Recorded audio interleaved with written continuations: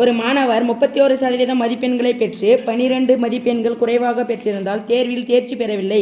தேர்ச்சி பெற 35% மதிப்பெண்கள் தேவையெனில் தேர்வின் மொத்த மதிப்பெண்களை காண்க.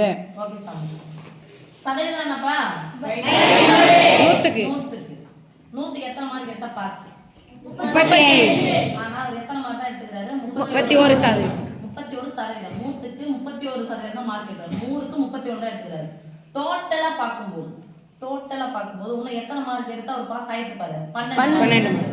அப்போ 31% கூட 12 மார்க் சேர்த்தா எத்தனை பாஸ் ஆகுது? எவ்வளவு? 35%. எவ்வளவு மார்க்னு எனக்கு தெரியாதானே எடுத்து போறேன். அப்போ மொத்த மதிப்பு என்ன எடுக்க போறேன்? டோட்டல் மார்க்ஸ் நான் எடுத்துக்கிறேன் சாமி. மொத்த மதிப்பெண்களை x ன்னு எடுத்துக்கிறேன். இப்போ x ல 31% தான் எடுத்துக்கிறாரு அவர். Extra 12 mark. எக்ஸ்ட்ரா எத்தனை? பிளஸ்.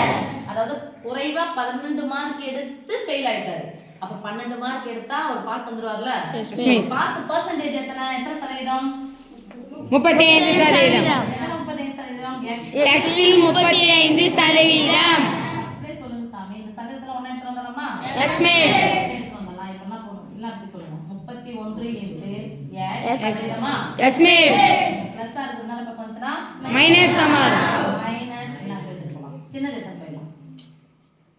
இந்த பிளஸ் இருக்கிற 31 x அனால பக்கம் போச்சுனா மைனஸ் மாறும். அப்பனா ஒரு சாமி 35 முன்னாடி போட்டுருங்க. 35 x சதவீதம் மைனஸ் 31 x சதவீதம். இங்க என்ன இருக்கு? 12 இருக்கா? Yes miss. இதுவும் ஒத்த உறுப்புகள் தானே? Yes miss. இதுவும் சதவீதம், இதுவும் சதவீதம். இதுவும் x, இதுவும் x. எஸ். 35x ல இருந்து 31x போச்சுனா மீதி 4x. எத்தனை இது? 12. x உடைய மார்க் தான். x என்றது நான் total marks. Yes miss. 4 × x சதவீதம் என்றால் பை 100. என்ன இருக்கு? 12. பாருங்க சாமி.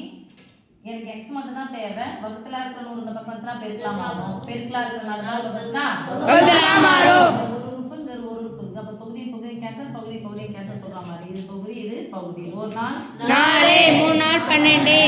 x ஒரு x எஸ். வகுத்தல இருக்கிற 100 இந்த பக்கம் வந்தா பெருக்கலாம் மாறும். மொத்த மார்க் எவ்வளவு சாமி? 300. மொத்த மார்க் 300.